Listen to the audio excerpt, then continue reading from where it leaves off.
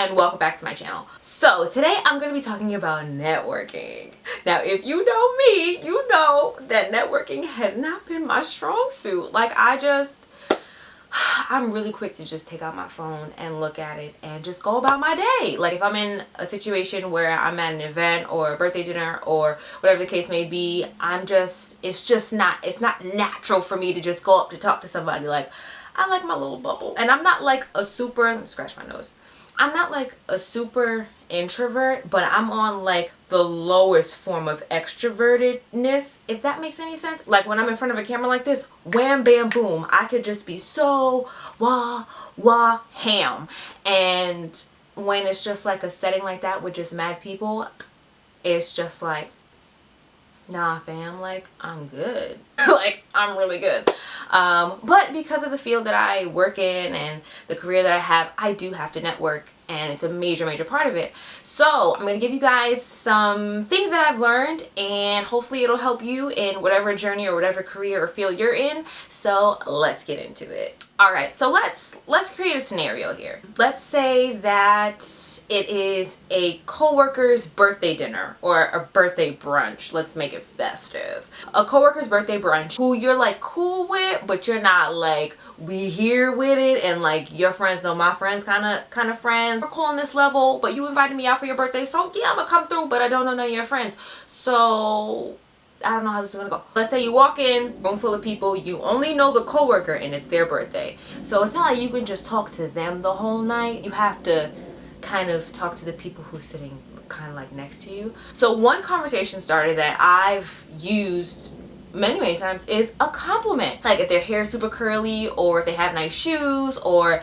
if they're wearing like, I don't know, like some type of brand that you like, or you like the color they're wearing, tell them. I mean, let's just be honest. People love compliments. They love that they're seen. They love to know like what they're doing is noticed. Just be like, I really love your shoes. And I've done this a lot of times and it's worked. And it's just like just stepping out of your comfort zone box, your little bubble that you usually operate in. Just pop the bubble. Let's say you notice that they have natural hair, and excuse my hair today, it's doing what it wants to do, but I really wanted to make this video, so here I am.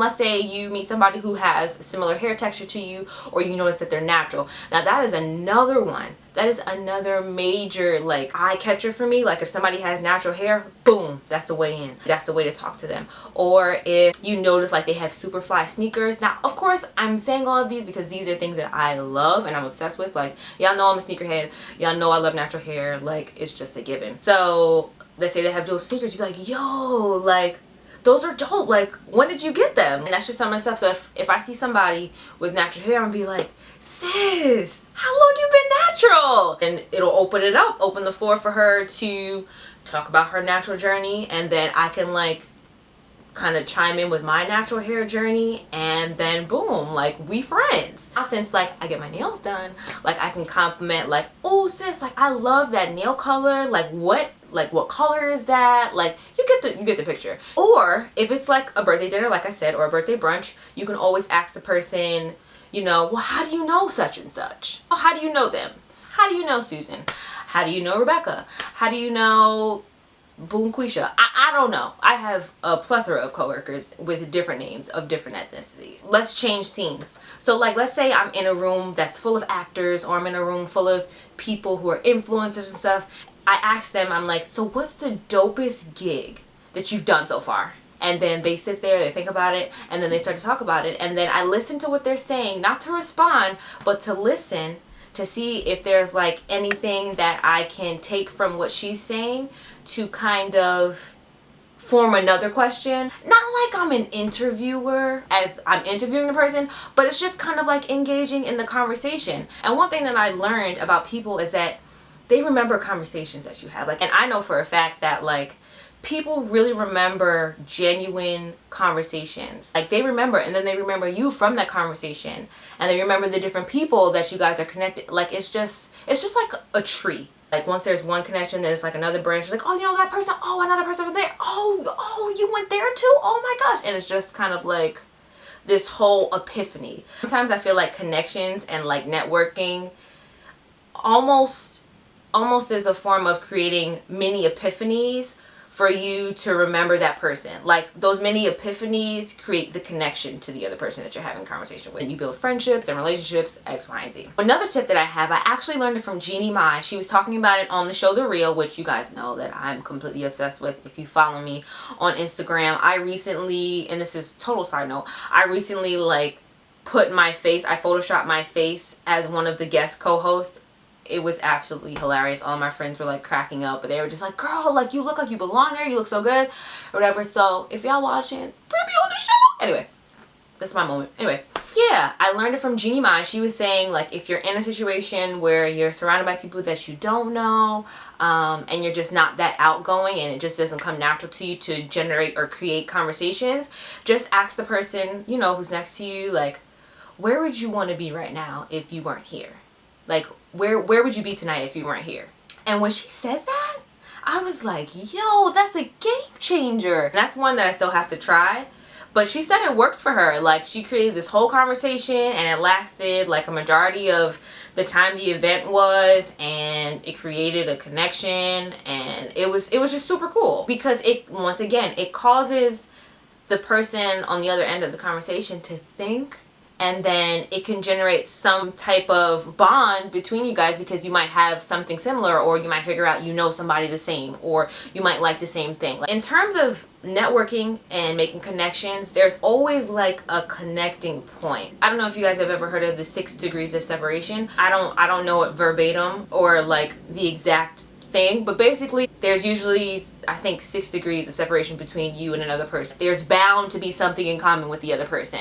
I guess 6 degrees worth. Yeah, correct me if you want to, but that's just how I understand it. Networking has really caused me, like I said, to step outside of my comfort zone, which is also something that I'm working on in this season of my life, where I'm moving more so in this one direction in terms of my career. And it's just like, as I step forward, like as I take one step, then it's just like another realm is open, and as I take another step, another realm is open. It's just like so many opportunities that are available to you once you step outside of your little bubble. And that's one thing, like I said, I'm learning in this season. I don't know if there's anybody out there who struggles with networking, or who is just not in your blood to network naturally.